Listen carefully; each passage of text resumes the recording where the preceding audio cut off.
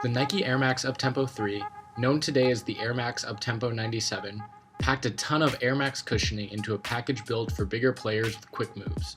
In 2016, Nike brought these back with a simple black and white colorway and excellent quality. Let's take a look.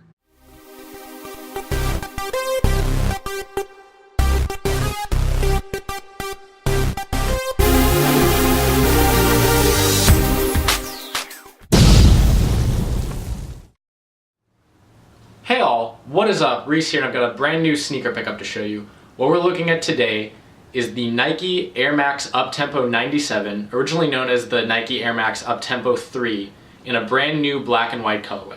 The colors listed on the box are, predictably, black, black, white, and black.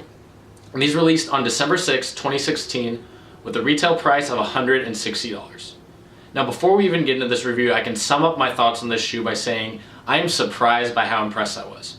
I actually almost didn't grab a pair of these and waited about a week after the initial release to even start looking, just because I was like, oh, I don't know if I need another pair of shoes this year. I'm really happy I did start looking and that I was able to find a pair in my size, which is US 13. I had to do a little bit of looking to find those. Finally found a pair over at Foot Patrol in London, and I've just been blown away ever since I got them in. The quality is really nice, it's a great looking shoe, and I'm happy to have them in my collection. Now as we're going through this video, I'd love for you to leave a comment below and let me know what you think about the Air Max Uptempo 97, specifically in this new colorway. Let's just start a conversation down in the comments below.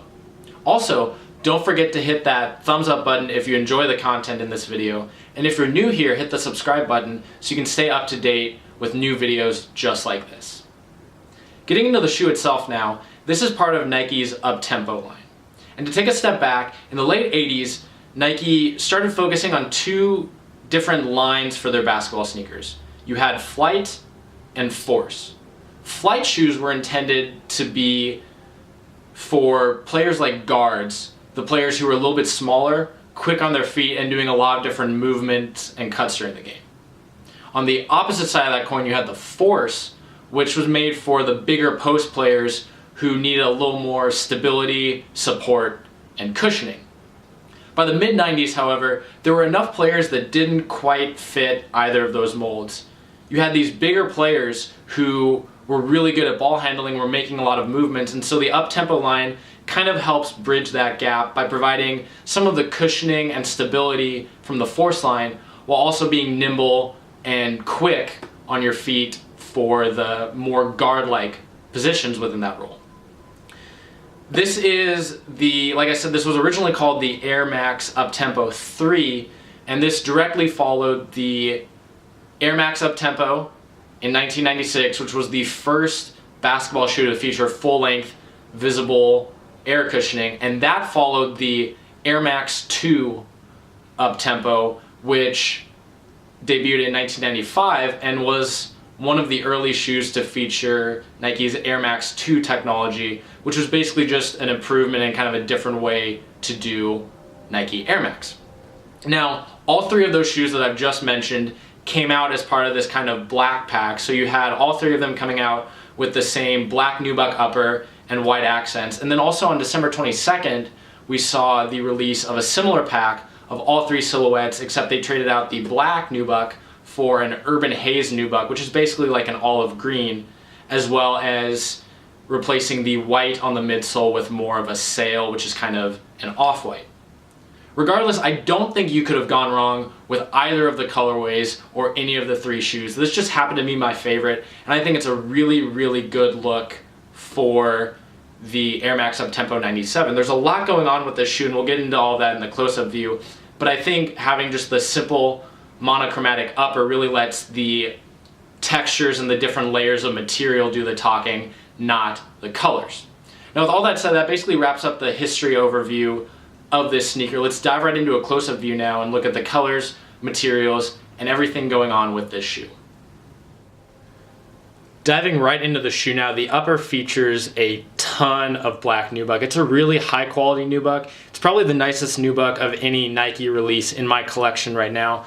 We'll kind of get a close-up view here so you can see what it's like. And now the upper on this shoe really features a lot of different layers It's got a lot going on. You can see there's like 2 layers running along here for the mudguard. If we get up to the toe, you can see up to 3 layers through there.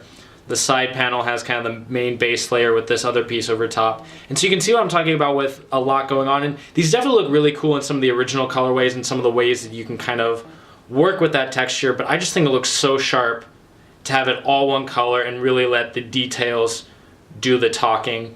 Now these don't feature any large Nike swooshes, you just have a lot of small ones throughout. There's one stitched on right there, another one on the midsole, one at the heel, one at the inside, Nike Air branding. You're probably not going to be able to see there on the insole, and then there's one more swoosh there on the outsole. The tongue is a black mesh, and these feature a fairly small or thin black rope lace, more nubuck at the top of the tongue, and then you've got the Air Uptempo logo, which was the main logo for just the Uptempo line in general. All black lining. These are decently padded and feel pretty good. At the heel, you've got Air stitched in right there. Black pull tab here at the heel with kind of like a clear plastic piece running through it. The midsole on these is very iconic. You can see it comes up pretty far on the side of the shoe to provide some lateral stability. And then you've got these like teardrop or raindrop shaped jewels in like a glossy black plastic. That was also a big design feature of this shoe and probably the most notable thing of the 3rd iteration of the Air Max Uptempo. And then you can see the full length visible Air Max cushioning. You've got a little window up front and then a big unit or a big window into the unit here at the heel. All of it is done in white, as you can see. Flipping to the outsole now, you've got a really interesting pattern with kind of these concentric, non-circular rings. And the front pattern, it starts out with black in the center and alternates out from there. The other one starts with white, alternating out from there. You have 5 dots up at the tip of the foot. I'm assuming that indicates that these are part of the Alpha project. Someone correct me if I am wrong though. And then back here, along with that swoosh, you've got this black section, and through there you can read Air, just in case you forgot what kind of cushioning these have. That'll about wrap it up for my review of this shoe. They did just come in a normal red Nike sportswear box. I won't show you that because it's pretty normal and mine is not really much of a box anymore. They shipped this just in like a bag, and when it came from overseas it did not have the best journey. But regardless, I love this shoe. Definitely try to find a pair of either these or the Urban Haze if you can find them in your size. It is well worth it. The quality is incredibly nice on these and you will not be disappointed. Once again, if you have not left a comment below just letting me know what you think of these, I'd love to hear it. Are you interested in these or the Urban Haze more? Just let me know below. Once again, as always, thank you so much for watching this video. Have a great day.